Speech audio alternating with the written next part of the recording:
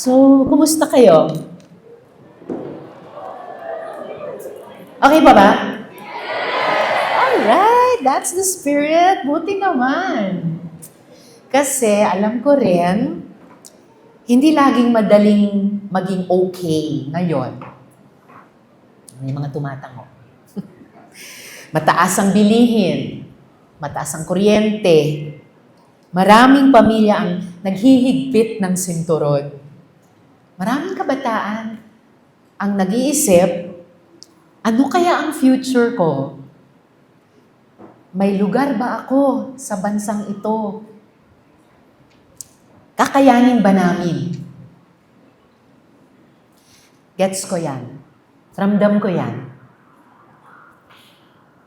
As my batchmates know, I relied on a financial scholarship to study at the Ateneo.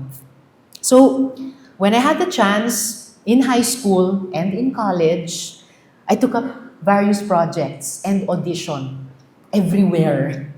From theater plays to hosting gigs. May mga batang teatro dito. Mabuhay kayo.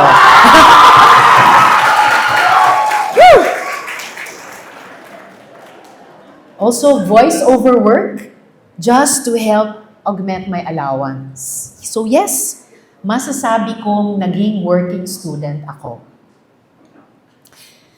But beyond the academics, I also began a journey I never planned, but one that changed my life. In fact, ang kinuha ko pong kurso ay hindi journalism, kundi AB Social Sciences. After my graduation, nasubukan ko ring mag-audition sa GMA. Yes po, dati akong kapuso news anchor. At nakasama ko sa newsroom ang mga haligi ng industriya tulad ni na Mike Enriquez at Mel Chanco. Batchmate ko rin si Ms. Vicky Morales sa GMA 7. Narinig ko yan, kikwento ko sa kanya, nagkikita pa rin kami, niya at ni Margo Ortigas. So those new years in the newsroom sharpened not just my voice, but my values. Then, after a series of happy accidents, kalaunan, naging lingkod bayan po ako sa House of Representatives kasama ang Akbayan at ngayon naman sa Senado.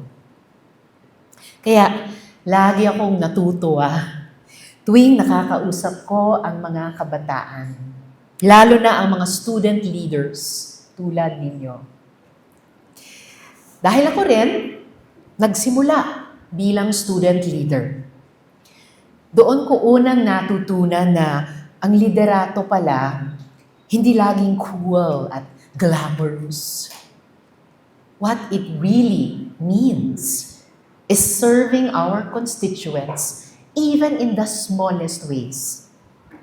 Your work, our work, as servant leaders, is a form of a cherished Filipino value, bayanihan. At sa totoo lang, iyan ang hinahanap ng marami sa ating bansa ngayon. Sa ganitong panahon, mas kailangang maging matatag tayo. Na kahit ilang beses madapa, tatayo. At tatayo pa rin tayo ulit. Tama na yung lideratong puro ingay at puro pangako. Tama na yung pagbabago na puro gulo at galit sa kapwa.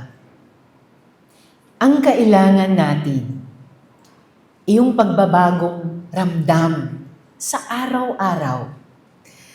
Mas murang bilihin, mas abot kayang kuryente, mas ligtas na mga paaralan, mas maayos na trabaho, mas malakas na suporta sa mental health, at mas siguradong kinabukasan para sa kabataan.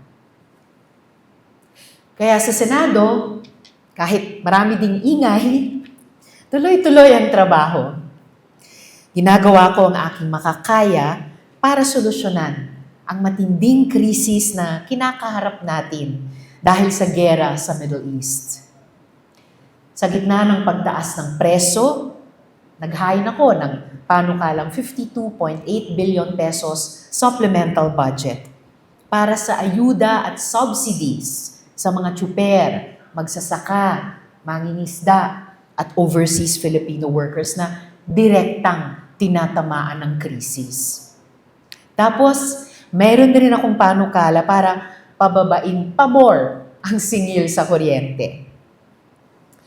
Nais ko ring i-report sa inyo na sa halos 7 buwan kong panunungkulan muli bilang chairperson ng Senate Committee on Health and Demography, naipasa na natin sa Senado ang mga panukalang magpapatayo sa isang specialty center para sa ating mga lolo't lola na tatawaging Philippine Geriatric Center, magbibigay ng libreng wheelchairs, hearing aids, at iba pang assistive devices para sa mga seniors at mahihirap at para maalagaan ang ating mga kababayang may autism at lupus.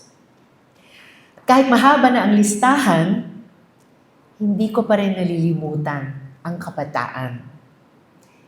Nilalaban ko pa rin ang pagbibigay ng allowance sa mga interns, ang pagpapalakas ng mental health services sa mga state universities and colleges, at iba pang mga panukalang poprotektahan ang inyong mga karapatan sa eskwelahan.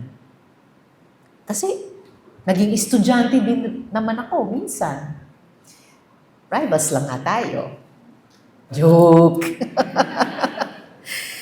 That joking aside, alam ko, hindi sapat ang sabihan lang kayo na kayanin mo. Hindi pwede yung puro lang tiis. Alam kong marami sa inyo ay may kaba.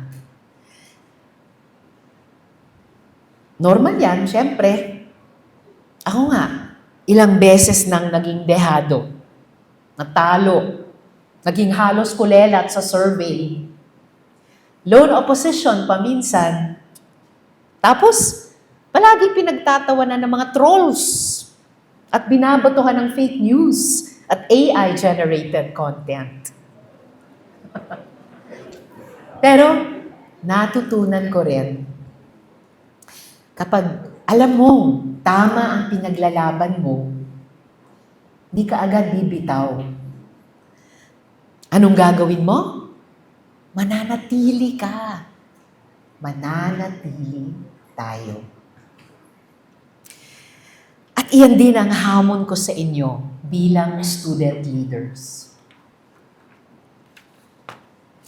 Manatili kayong mabuti kahit nakakapagod. Manatili kayong matapat kahit maraming shortcuts. Manatili kayong may malasakit. Kahit minsan, parang mas madali ring mawala na lang ng pakialam. Lasallians, take note. An Athenian is saying this, I believe in you. Hindi kayo nag-iisa. Andyan lang sa tabi nyo ang mga taong handang umalalay. At andito rin naman ako, si Risa, mananatiling naglilingkod kasama ninyo. Muli, maraming salamat at mabuhay kayong lahat.